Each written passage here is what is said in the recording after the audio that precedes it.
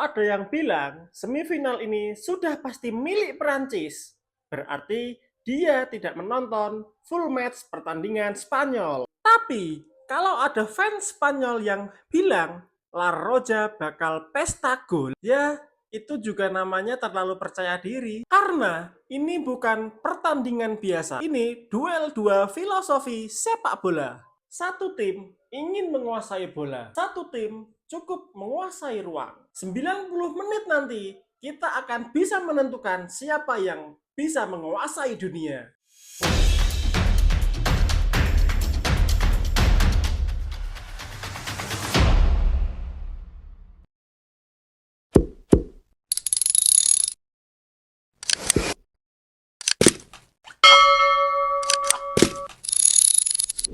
Halo semuanya, kembali lagi bersama saya Pak Aristian Ulas Bola. Semifinal Piala Dunia 2026 akhirnya mempertemukan dua raksasa Eropa, Spanyol versus Prancis.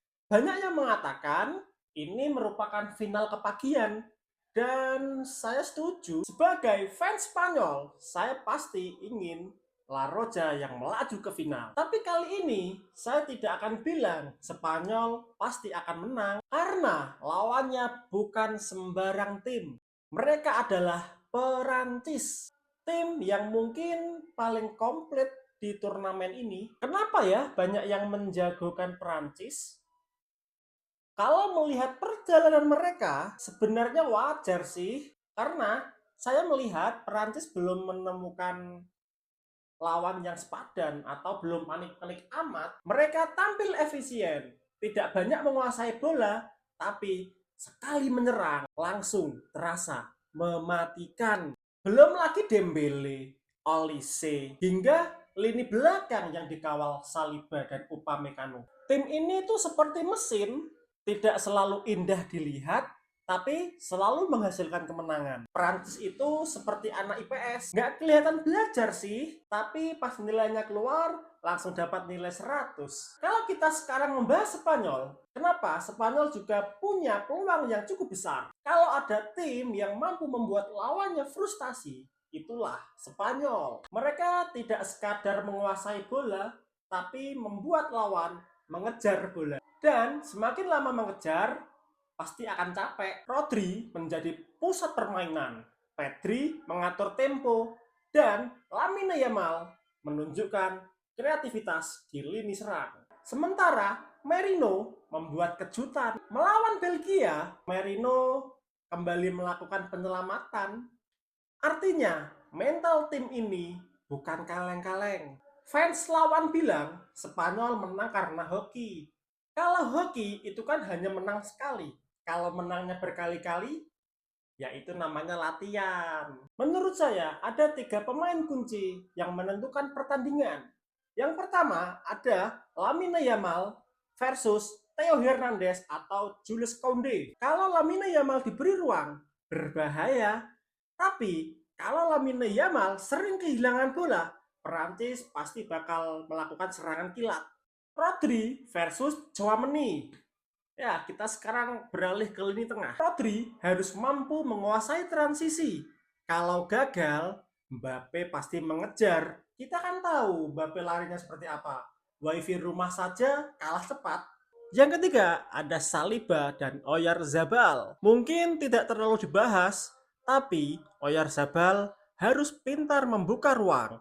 Karena Saliba hampir setiap match dia selalu menang duel 1 lawan 1.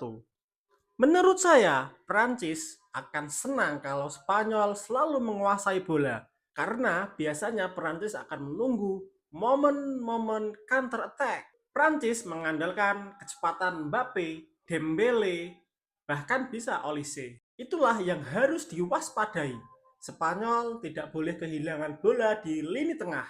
Karena sekali Mbappe dapat bola, selesai. Sebaliknya, kalau Spanyol dapat menjaga tempo permainan dan memaksa Perancis bertahan terlalu lama, peluang La Roja semakin besar. Inilah benturan dua gaya bermain paling ikonik di semifinal. Penguasaan bola Spanyol melawan transisi cepat Prancis. Kalau Spanyol pegang bola 70%, fans Prancis santai-santai aja.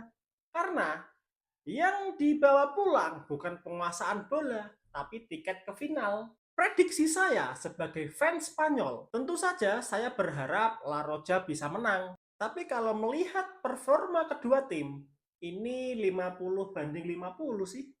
Bahkan, banyak analisis itu masih mengunggulkan Perancis karena konsistensi Perancis di sepanjang turnamen. Kalau Spanyol berhasil mencetak gol lebih dulu, peluang lolos sangat besar. Tapi sebaliknya, kalau Perancis bisa mengegolkan lebih dahulu, ini akan sangat sulit sih. Prediksi pribadi saya, 2-1 untuk kemenangan Spanyol. Bukan karena saya fans Spanyol, tapi karena melihat momentum peluang La Roja sangat besar. Walaupun kalau hasil akhirnya yang akan memenangkan Prancis, ya saya tidak akan kaget. Karena kualitas kedua tim memang nyaris seimbang. Yang pasti, siapapun yang lolos, mereka benar-benar pantas di final. Kalau kalian sendiri, bagaimana? Pilih Spanyol atau Prancis yang melaju ke final? Tulis di kolom komentar.